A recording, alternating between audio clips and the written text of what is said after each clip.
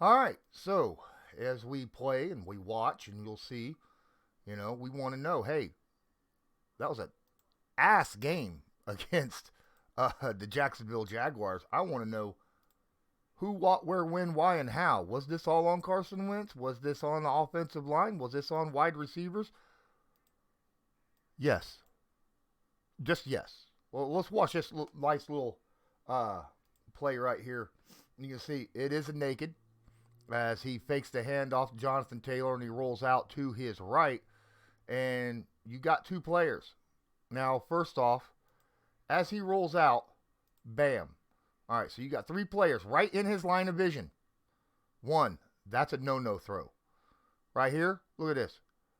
Over and under, no throw. Oh my goodness. Look, he's cutting out this way. He's now trying to catch. This dude is open, so wide open right here. Now, Carson tucks this and runs. Picks up a good, first down right here. Great job by Carson Wentz. We go back to the play. If he throws this literally, like right now, he's got to see it. The cornerback's back's turned to him. Cornerback back turned to him. He's running right down the first down marker, as you can see. He just lobs this right out here so that he could catch and run, turn the corner. He's got that plus a lot more. He's going to get 15 plus. Maybe even able to turn the corner against this guy because of the way that he had to turn. Either way, that's a much bigger play, a much safer play than him taking off and running with the stinking football. Just saying. All right, let's look at another play right here. We got second down and 13, right? Run just got stuffed. So Carson Wentz wants to try to kind of ease that up a little bit. Keep an eye on Paris Campbell right here. He's just running a jet. He's straight down the middle of the field, right? All right, here we go. Carson steps up. He's got to step up into the pocket because obviously, left tackle getting beat on the outside. Speed rush, normal, but Quentin Nelson's got his man, so he's going to step up into the pocket right here. Launch his football from the 15-yard line, and he drops a freaking dime right there at the 40. Hits him right in the hands. All right. Ball's dropped. Still tough catch. Campbell should have came down with it, though. All right. Campbell should have came down with it. But let's go back and look at this because he steps back here, steps up, and he throws. At the point where he launches the football, he made the decision, I'm going to stretch this field. Tight one-on-one coverage. I mean, they are side by side, plus a safety here and a safety here that can converge on it. This ball has to be delivered perfectly. In Carson's defense, it was. But a slight mess up. This is an interception. Just a slight mess up. It's an interception. Could he have went somewhere else with the football? Well, let's look over here. We got a receiver right here. It's pretty tight coverage. He throws that out route right there. He might, if he leads it right to the sideline, he might be able to get it. He's got about a yard separation on this guy. He might be able to get that. Or, the defender might be able to get a hand in on it. It's going to be a tight completion. You got the running back sitting out here in the flat. Lots of room, right? Lots of room.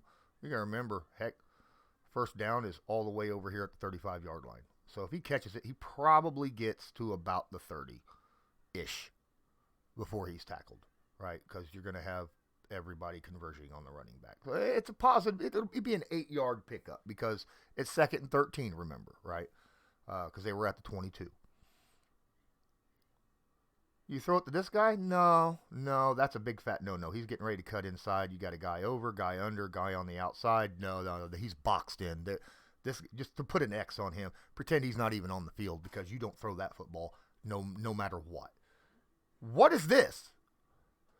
What the heck is this? If Carson throws this out, not all the way to the sideline, just outside, out in front of him a little bit here, so he could catch and run. This guy's covering this guy right here. So he's going down the field. He's not even anywhere near the receiver. He's even getting ready to turn since he threw the football. If he'd have threw it out here, he'd have caught it, gone, first down. Remember, it's 2nd and 13. The idea is move the sticks. Why didn't you throw it to Jack Doyle? Would you have still thrown it to Paris Campbell? Hell of a throw. I'll give him that. Hell of a throw. He had a couple other options, though, I think. All right. Let's talk about more decisions. Let's talk about rushing the pass, right? Let's talk about rushing your pass. Let's watch this play right here as it develops. Takes snap, plenty of room, throws it. What was that? What the hell was that? All right, so he takes a snap, steps back, looks, and he's throwing the football right now. Look at that pocket. Clean, right? You got a guy who looks like he might be able to come in a little bit here shortly, but you know what? Still got time. There's no one open. No one. And the guy that's covered as close, I mean, he's got hands on him. Look at the shadows. Look how tight they are. The only person that's tighter is, right here where they're, hand fighting going down the field. Tight. Maybe have a shot here if you hold on to the football a little bit longer, depending upon what his route is, right? Why would you throw this? Why would you throw this? The only way you throw this is if you throw it all the way over here, right? He doesn't. He throws it right at him. Now, if he threw it out in front of him, towards the middle of the field, let him run of it, get a little separation from the defender, maybe that's a completion. Maybe. But look, he's in the process of throwing. There's no one here. There's no one to throw to. You could do two things here. Tuck it and run. Well, three things. You could tuck it and run. You could throw it away. Guess what? It's not a bad thing to throw the football away when you need to once in a while. Or wait just a half a freaking second. Throw to your guy out here in the flat. Just launch it right out here towards, watch him catch it. You got guys out here. He could block, catch it. That's Jonathan Taylor. He guns that sucker down the sideline. Why don't you use your guy in the flat more? Huh? Why force a bad decision? I don't understand that. That was a bad decision. Now, maybe he meant to throw this a little bit out further. In that case, it's bad accuracy. Either way, he should have done something much different than what he did on this play. Hey guys, please smash that like button, hit subscribe if you're not subscribed, and tag that notification bell so that you're notified next time I go live. Don't forget, you can also share this video to your favorite social media, and please open up that description of the video. In there you find a link to my Patreon, which is only $5 a month. You get all of my content plus Patreon specific content, and of course my merch shop right here. When you're a starting quarterback in the NFL, you got to understand how to read a defense, and you got to know where the holes are and where your guys are going on their routes, right? You got to know all these things. And which means as you're reading, you got to know, already kind of know who you're throwing the football to. This ball immediately comes out. You watch. These guys, look, what's this play? They're in zone. They drop back in zone. He's already throwing the football. Everybody's looking back at him, all right? And he's already throwing the football. And he's throwing it immediately to him. This guy's got position to throw. He's looking. He knows it's coming. He's going to cut in front and knock this ball down, guy. And guess what? That's exactly what the heck he does. Cuts in front, knocks it down because he's playing zone, looks back, looks at you. Here's the problem. At this point, right now, you know they're playing zone. Every defender is looking back at you. Watch your zone beater. Right here. Right here is your zone beater. Because he's going to cut inside right here. He knows it. He knows the play. He knows what play he called, daggone it. If he just throws this ball, basically, now, and throws that sucker right through here, right? That's a big first down. Or maybe not a first down, because first down's all the way down here. But that's a chunk amount of yards, right? That's a chunk amount of yards right there. Holy crap. He's going to catch that, turn upfield, probably get past the 40. That's his only option on this play. I mean, he could dump it off out here, you know. They short yardage, unless they make a couple guys miss. This is your zone beater right here. That is your zone beater. Use him. You see they're in zone. You know what routes your guys are doing. Why don't you make the right decision when it comes to zone beaters? Other quarterbacks can do that. That's my frustration with Carson Wentz. Now, the game against the Jaguars, as you could tell, he was throwing the ball a little bit fast, right? He was getting rid of it pretty darn quick. He wasn't waiting for certain plays to develop. He didn't have time. He only had time, it seemed like, for first, maybe second read a lot of times. And the reason why is because this offensive line right here was not doing well at all. Watch this play right here. Snap, bam. Now, I'll tell you what. Glowinski does exactly what he's supposed to do on this play. All right, exactly. He gave up the inside edge. Carson looks. Gave up. The defender got the inside edge. Glowinski pushes him out, across in front and pushes him away. Does a good job right here. He gave up the leverage, but he does a good job in pushing him and keeping him away from Carson. Carson steps up, and there's someone in the hole. What? That's this guy that's in the hole. Are you kidding me? This is just a great, phenomenal play by this guy right here. Watch him. As this play develops, he runs all the way across the line to force him back inside. Had he not done that, had he not been there, if he's not here, Carson is gone. He takes off for yards. But because he's in a hole, it's a sack. Whoa. Is there a place he could have threw it instead of just take the sack? Now, granted, there's not a lot you could do in that amount of time. There it is. Bam, 1, 2, and now he's got to take off, right? He's got to take off right now because Glowinski, and that push. And I think even though Glowinski gave up his, it was a great little move by the defensive tackle, but Glowinski made up for it, pushed it, saved Wentz. Wentz just went around him. It's that play by this guy right here coming across and filling that hole that does it. But is there something that Wentz could do? No, because he's looking down this side. He can't throw it here. That's an interception. Can't throw it down right now. And he's going through his progressions. He went through 1, 2, and then he has to move.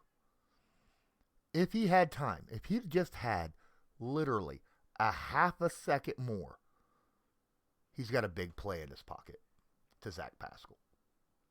Right here. Because Pascal's coming up right in the middle here. Wide open. But he can't get rid of the football because he didn't have enough time. This was a failure initially by Mark Glowinski.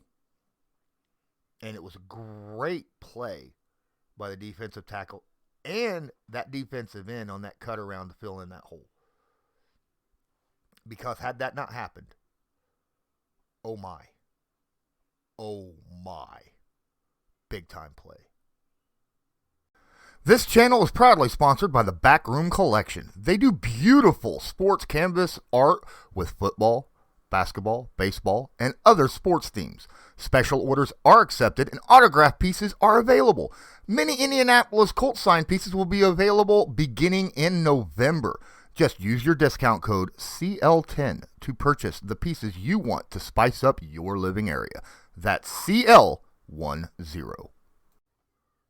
Why are we using wham blocks on pass plays?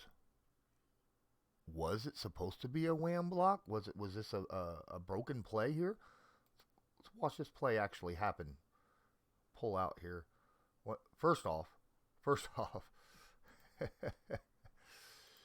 Wow. This isn't anywhere near the handoff. I mean, look. No one's buying that's a handoff. No one is buying this as a handoff. And there's no blocking down here, right? So, if this was supposed to be a run, he'd be blocking. He wouldn't be running a route. So this is not supposed to be a run play. But still, no one's buying this play action. Good Lord, they're like 2 yards separated. Football never even gets close to him. When we come back and look, what's up with this? He crashes down onto the tackle and lets a defensive end, Smoot, come free. What? Does that mean that, yes, he's supposed to come over here and crash? I'm sorry. Smoot's a big dude. I like Jack Doyle as a blocker. I'm not putting Jack Doyle one-on-one against a defensive lineman, though. Not by himself. On a wham block against a run, that's fine because all he's got to do is get in the way. For just a second. Get in the way just for a moment so that the running back can get through. That's what wham blocks are for. He is not holding him all day long. Now he's done. Let's go back and look at the actual field vision here. Now, it looks like he's wanting to throw this football. He pump fakes. Can't throw that. Too tight. Way too tight. Can't throw it here. Right? Tight coverage. Got a safety over the top. I think the idea was to get it to Granson as he was dragging across. But by this point, you ain't got enough time. Smoot's already closing in on your quarterback. And it's sack time. Could he have possibly shuffle passed it out to the running back and the running back take off, get a touchdown? Yes. Tell me, how many times have you seen that work for the Colts this year? How many times? He absolutely could have done that. Or possibly could have done that. How many times has that turned into an interception, though? How many times has that been tipped at the line? This was a no-win situation for Carson Wentz. Never do a wham block. Please don't do wham blocks on passing plays if they're not like a quick screen or something. Please. It's the first poorly designed play that I've seen. Like designed play that I've seen. When I say the offensive line played like crap against the Jaguars, I am not just saying Eric Fisher. The entire offensive line did. Here's a play where nobody but a guard, granted, 4-time All-Pro every year he's been in the NFL, and a running back blocks well. Everybody else is crap. Eric Fisher, I'm not going to say he did a good job because really he was just helping. So let's snap. See, he had no one, so he crashes in to help out Quentin Nelson. They drop the defensive end, so he helps, but they send an extra linebacker on this side, who is then picked up. This is an overload blitz, right? Overload blitz on the right side there. Jonathan Taylor does a good job getting low, lines up, lays into him, stonewalls him. But at this point, Mark Lewinsky, Braden Smith, what the hell? They're supposed to be a right guard, right tackle. They're on the left side, both of them. On the left side of Carson Wentz. Now, they did a good job. They didn't let the guys get to him. They pushed him away, which is fine. All right, but still, they gave up leverage, and they were put in this situation and put Carson Wentz in a really bad bind. So Carson has to take off. Boom. And because he has to take off, the blitzer can peel off of Jonathan Taylor because, the only way Jonathan Taylor can stop him is by grabbing a hold of him and holding him, and we don't want to see a hold because that's a 10-yard penalty. So he lets him go. So he dives toward this shoestring tackle. At this point, if he was still in the pocket, and we're only 2 seconds into this play, 2 seconds. 2 seconds into the play, and you got open guy, scary on a downfield streak. Look at this. Holy crap. Right now, and even right here too. But Carson has no time to think. Now, he is running this way. And if this was Patrick Mahomes, if this was Josh Allen, if this was, Rodgers or Wilson or any of those top quarterbacks, this ball is flipped right out because he's running in that direction, running right in the direction his receiver is right in front of him. He'd flip this ball out to the 30-yard line. And it's a big play, maybe touchdown. Maybe a touchdown. But instead, no, it's a sack. But I can't put this on Carson Wentz, not this play. I'm sorry. I mean, there wasn't enough time to think about stuff. He was running for his life because the offensive line just utterly gave up. Here's a play where one guy screws up everything. We got 5 blockers on this field, including Mo Alley Cox right here has the edge on this guy right here, right? Has the edge over here. So Mo's going to come out. He does a good job, gets out here, gets his guy. One-on-one. Good job by Mo. Braden Smith screws everything up. He's so worried about giving his man, Mark Lewinsky, help. And it makes no sense why he's giving him help because the guy is actually well right here in this gap. So there's not much help here going to happen. He's got to worry about the guy directly in front of him. And he does. And he runs right across. But here comes the blitzer.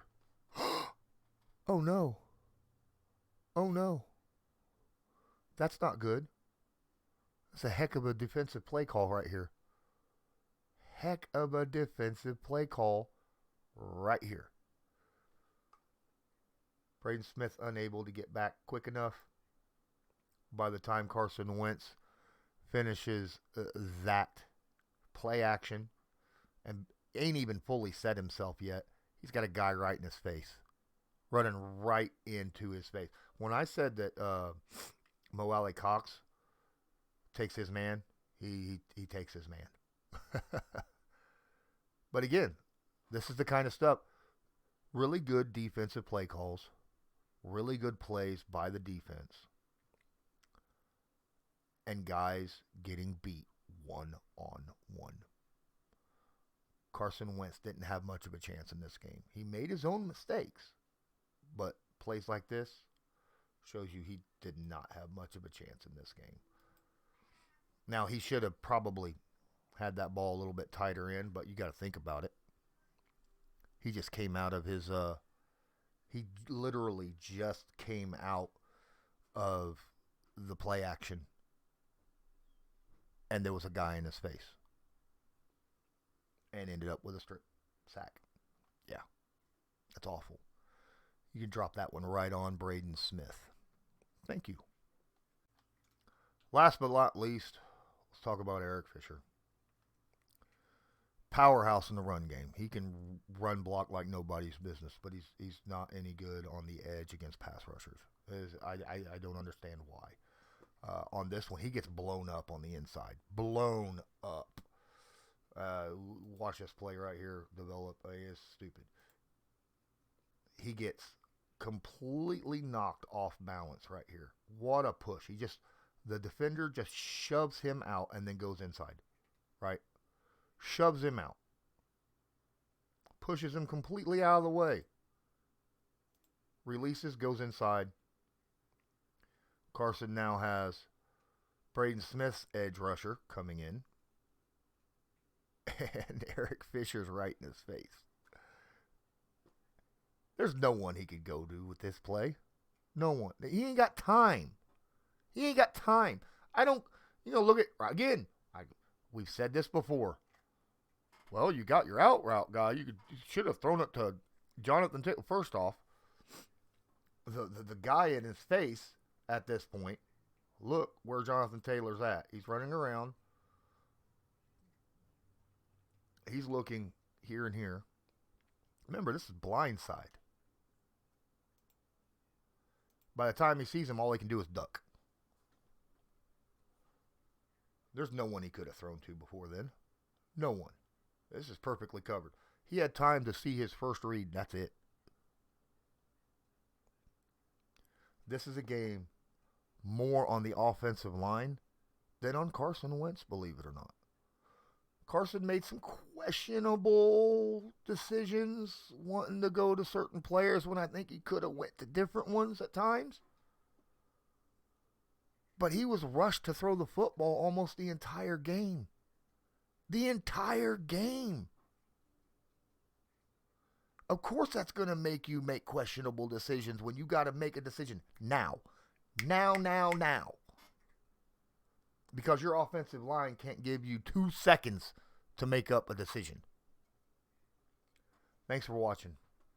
Appreciate each and every one of you. Please smash that like button. Hit subscribe if you're not subscribed. Tag that notification bell so that you are notified next time I go live or upload a video. There's going to be a lot of film rooms coming out soon. A lot. I promise you. There ain't a whole lot more I can do for the Colts since, this game right here. Have a good one.